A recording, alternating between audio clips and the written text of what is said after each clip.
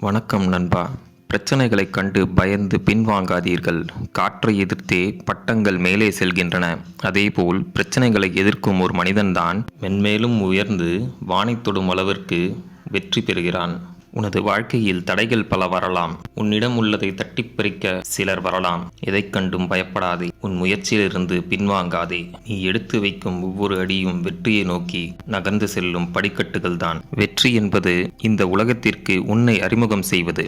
தோல்வி உனக்கே உன்னை அறிமுகம் செய்து வைக்கும்.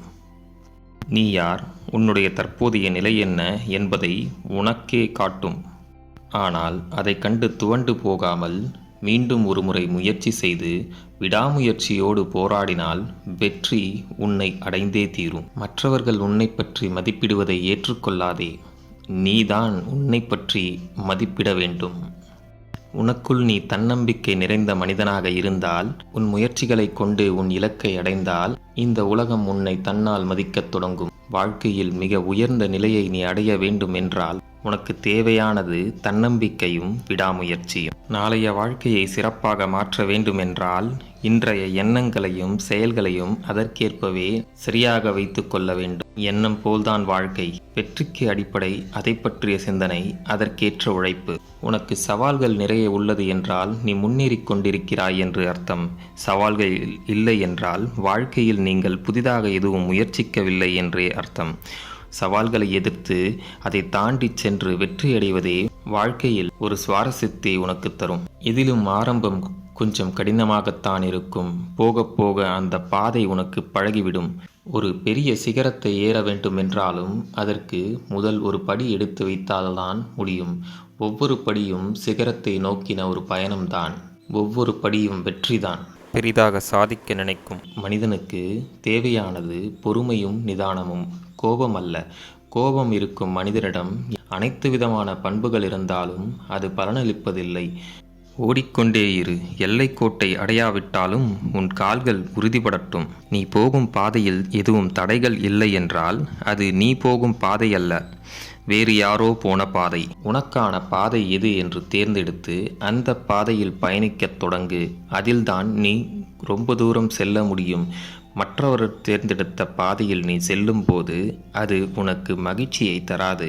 அதை நீ பாதையிலே விட்டு விடுவாய். உனக்கான பாதை என்ன என்று தேர்ந்தெடுத்து அதில் பயணிக்கும் போதே உனக்கு மகிழ்ச்சியும் நிறைவான ஒரு வாழ்க்கையும் கிடைக்கும். ஒரு மனிதனிடம் தளராத இதயம் இருந்தால் அவனுக்கு இந்த உலகத்தில் முடியாதது என்று எதுவுமே இல்லை.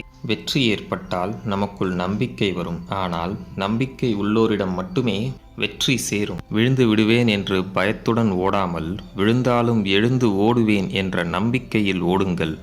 வாழ்க்கையில் தடுமாற்றமே இருக்காது. வாழ்க்கையில் நீ பட்ட துன்பங்களை நினைத்து வருந்தாதே. அது அனுபவங்களாக மாறும். அனுபவங்களே வாழ்க்கையில் மாபெரும் பொக்கிஷம். நம்மால் முடிஞ்ச வரைக்கும் செஞ்சு வெற்றி அடையிறதுன்றது சாத்தியமே இல்லை. வெற்றி கிடைக்கவே கிடைக்காது. கிடைக்கிற வரைக்கும் நான் முயற்சி செஞ்சுக்கிட்டே இருப்பேன், விடாமுயற்சி செஞ்சுக்கிட்டே இருப்பேன் அப்படின்னு நினைக்கிறோம் பார்த்தீங்களா? அதுதான் உண்மையான முயற்சி. அதில் தான் வெற்றி கிடைக்கும். ஒருத்தர் உங்களை அவமானப்படுத்துகிறாங்களா, அவங்கள வார்த்தையால் உங்களை ப்ரூவ் பண்ணாமல் அவங்க முன்னாடி வாழ்ந்து காட்டுங்க. ஓகேவா? அவங்க சொன்னது தப்புன்னு சொல்லி அவங்களுக்கு எவ்வளோ தான் எக்ஸ்பிளைன் பண்ணாலும் அவங்களுக்கு புரிய போகிறதில்ல. ஏன்னா அவங்களுக்கு நம்மளை பிடிக்கலை, அதனால் அவமானப்படுத்துகிறாங்க.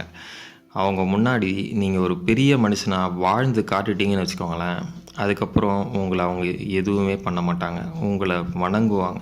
அவங்க குணத்தை மாற்ற முடியாது, ஆனால் உங்களை நீங்கள் மாற்றிக்க முடியும். நம்மால் நேற்றுக்கு என்ன நடந்ததோ அது சரி பண்ண முடியாது.